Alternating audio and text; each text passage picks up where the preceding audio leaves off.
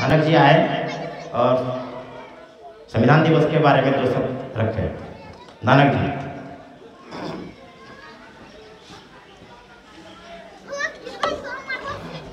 उद्घोषक महोदय का बहुत बहुत धन्यवाद। आज की सभा में उपस्थित मुख्य अतिथिगण, ग्रामीण बंधुओं, हमारे छोटे बच्चे और तमाम साथी, दोस्त और परिवार के जो लोग सुन रहे हैं, सभी का अभिवादन है। संविधान दिवस पर आज मुझे बोलने का जो मौका मिला है, जो अवसर मिला है, उसे मैं अपने लिए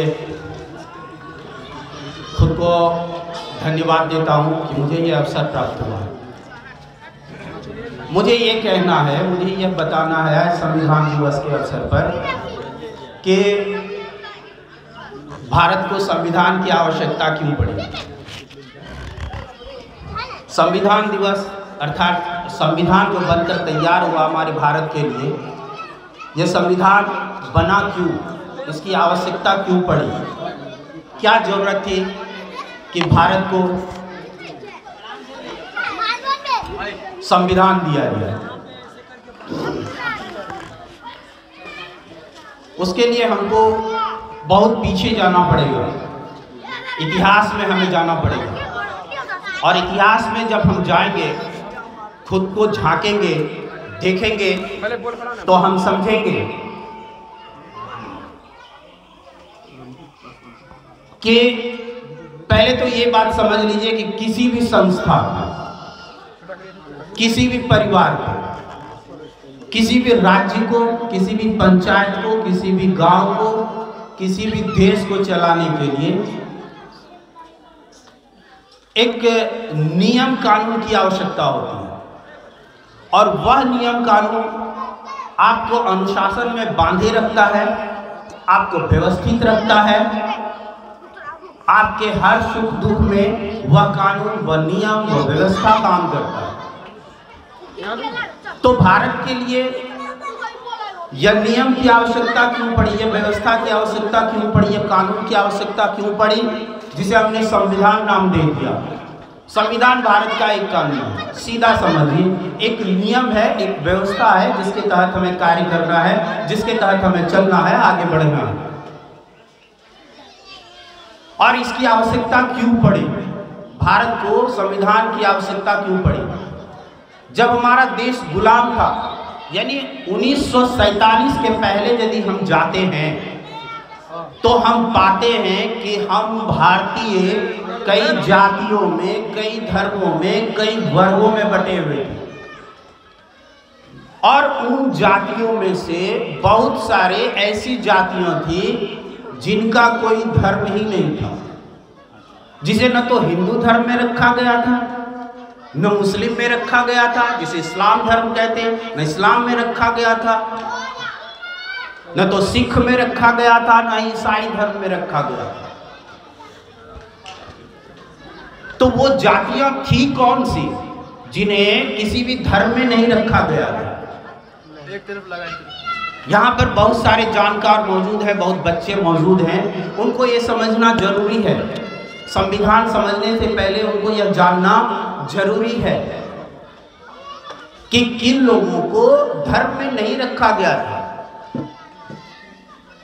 आज जिसे हम अनुसूचित जाति कहते हैं ना, जिसे छोटी जाति कहते हैं, पहले इन्हें अस्पृश्य कहा जाता था, अछूत कहा जाता था। जो छोटी जाति के लोग होते थे, जो अछूत होते थे, अस्पृश्य होते थे, उनका कोई धर्म नहीं होता था।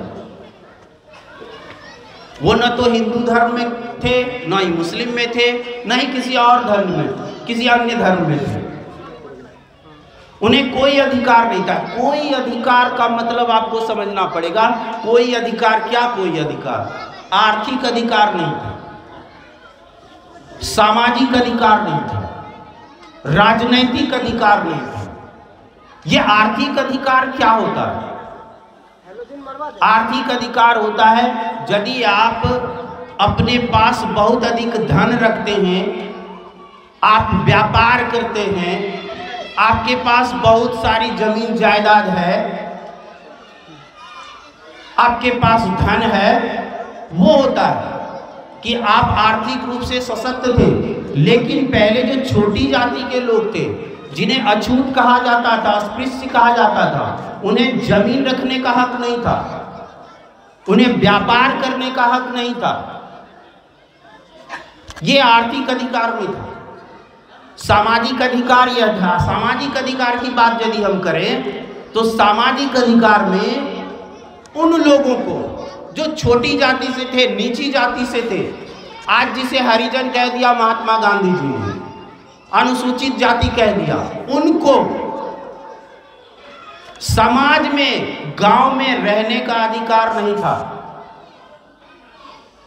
यानी वह गांव से दूर रहते थे, बहुत दूर रहते थे, गांव में आना जाना नहीं था, उनके कपड़े अलग हुआ करते थे, उनकी वेशभूषा अलग हुआ करती थी। किसी भी व्यक्ति के साथ, किसी भी उच्च वर्ग के साथ उसे बैठने की इजाजत नहीं थी। यानी सामाजिक तौर पर वे बहिष्कृत थे, बहिष्कृत समाज थे।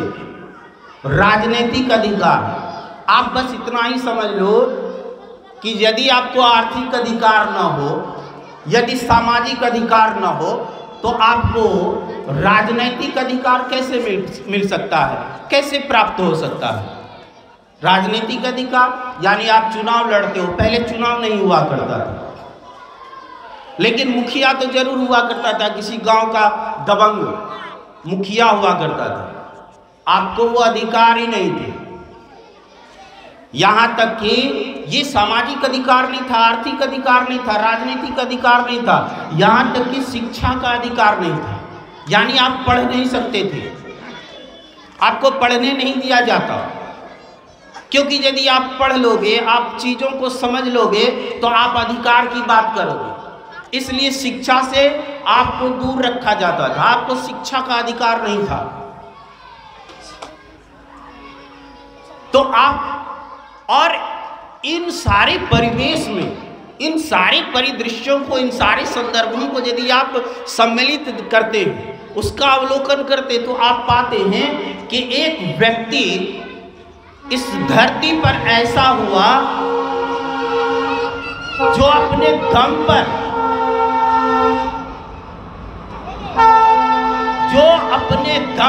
अपने समाज को जगाने का कार्य किया, जो अपने दम पर शिक्षा को प्राप्त करने का कार्य किया। वो अपने पिताजी से पूछा कर, वह व्यक्ति, उस व्यक्ति का नाम था डॉक्टर भीमराव अंबेडकर। और डॉक्टर भीमराव अंबेडकर जब पढ़ा करते थे, स्कूल जाया करते थे, तो उस समय डॉक्टर भीमराव अंबेडकर की स्थिति अच्छी थी, क्योंकि उनके पिता अंग्रेज हुकूमत में सूबेदार थे, सेना के एक बड़े सिपाही थे।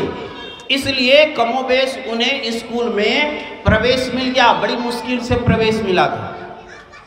और जब प्रवेश मिल गया तो उनके साथ बुरा बर्ताव होता था। छोटी जाति के थे, उनको क्लास के बाहर रखा जाता था। उनको पानी जब पिलाया जाता था तो एक बंदा रहता था जो उसे ऊपर से पानी डाल करके देता था। और जिस दिन वह बंदा छुट्टी पर रहता था, उस दिन डॉक्टर भीमराव प्यासे रह जाते थे। और वो अपने माँ पिताजी से कहते थे, आखिर ऐसी क्या बात है, हमें ऐसी क्या कमियां हैं कि मुझसे ऐसा बर्ताव किया जाता है, हमें बहिष्कृत रखा जाता है, हमारा बहिष्कार किया जाता है। और उन्होंने कसम खाया था, कहा था कि जब मैं बड़ा बनूंगा ना, यानी मैं पढ़ लिख करके जब बड़ा बन जाऊंगा, कुछ अच्छा बन जाऊंगा, तो मैं इन सारे लोगों के लिए एक कानून बनाऊंगा, जिस कानून के तहत सभी को शिक्षा का अधिकार होगा, सभी को आर्थिक अधिकार होगा, सभी को सामाजिक अधिकार होगा, सभी को राजनीतिक अधिकार होगा, सबको समानता का अधिकार होगा। मैं ऐसा कानून बनाऊंगा मित्रों। और वो कानून उन्होंने बना दिया, भारत का संविधान लिख दिया उन्होंने, और उन्हें भारत के संविधान का निर्माता कहा जाता है।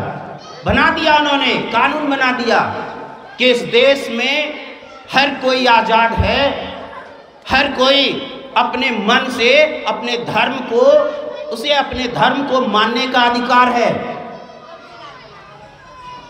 स्वतंत्रता का अधिकार दे दिया उन्होंने। आप प्रार्थना करते होगे स्कूल के बच्चों, यदि आप प्रार्थना करते होगे तो प्रार्थना के बाद संविधान की प्रस्तावना होती है, और संविधान की प्रस्तावना में आपको हर कुछ बताया जाता है। हम भारत के लोग, हम गणराज्य के लोग हैं, पंथ निरपेक्ष है, समाजवाद है, धर्म निरपेक्ष है, लोकतांत्रिक अधिकार है, सारे अधिकार है। तो मुझे बस इतना कहना है, समयाभाव के कारण बोलने को तो बहुत है, बोलना चाहता हूँ, दिल खोल के बोलना चाहता हूँ, लेकिन मैं सबसे ये गुजारिश करता हूँ कि आप अपने अधिकार को जाने, खुद को पहचाने। आप हैं क्या? आप हैं क्या? जो आपको जो अधिकार मिला है, क्या आप उस अधिकार का पूरा प्रयोग करते, उसका उपयोग कर पाते हैं? नहीं कर पाते हैं। खास करके बच्चों से मेरा निवेदन है, उनसे निवेदन है कि आप भारत के संविधान को पढ़ो। नहीं संविधान पढ़ सकते, बहुत बड़ी किताब है, भारत की सबसे बड़ी किताब है, कानून की किताब है, विश्व की सबसे बड़ी किताब है, लेकिन जो प्रस्तावना दिया हुआ है ना, आप उस प्रस्तावना को देखो, पढ़ो, समझो कि हमें ये सारे अधिकार मिले।